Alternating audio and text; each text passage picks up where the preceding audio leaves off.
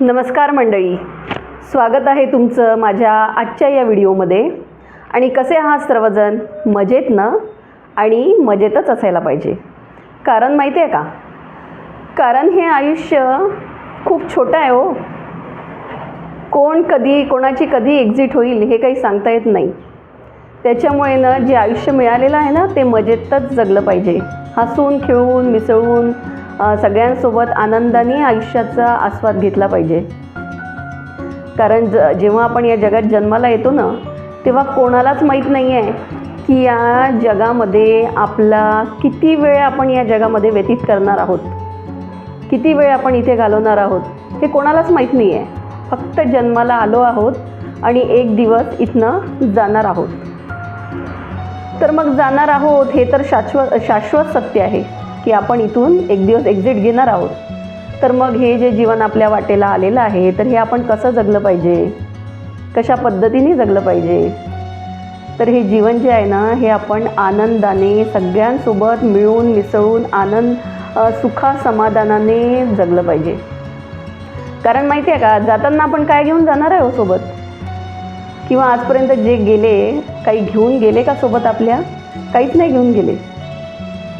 येतानाही रित्याच हाताने आले होते, जातानाही रित्याच हाताने जाणार आहे.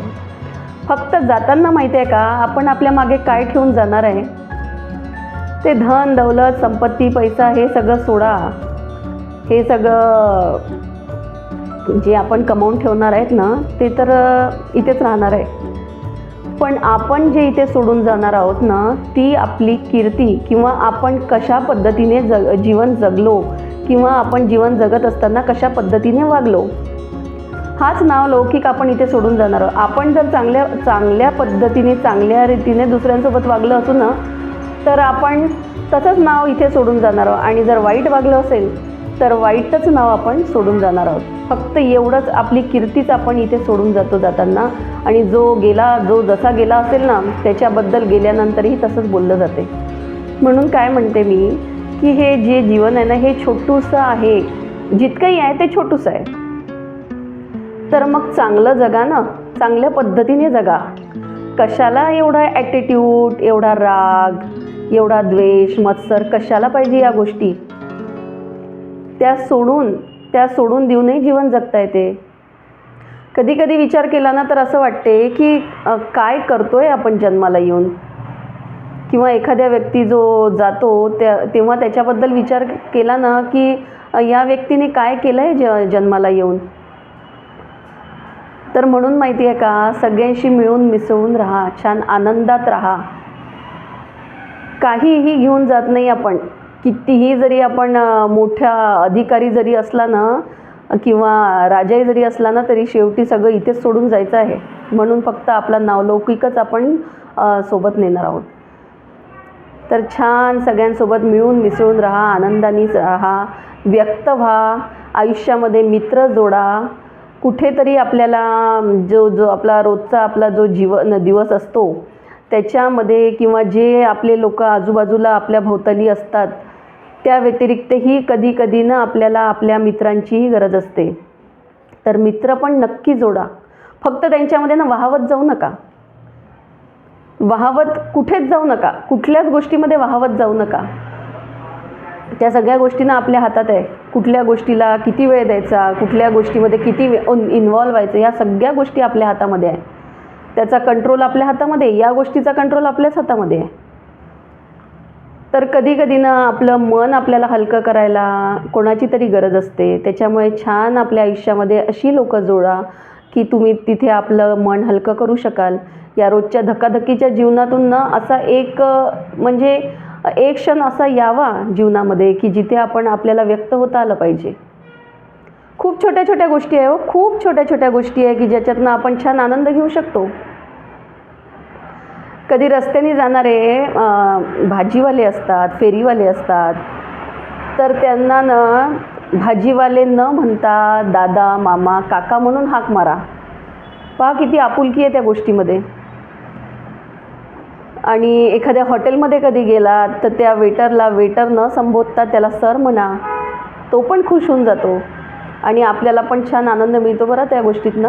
ह्या गोष्टी सगळ्यांना अनुभवायच्या आहे, सगळा हा अनुभव घ्यायचा आहे. अनुभव घेऊन पहा आणि खरंच त्याच्यातनं ना खूप आनंद मिळतो.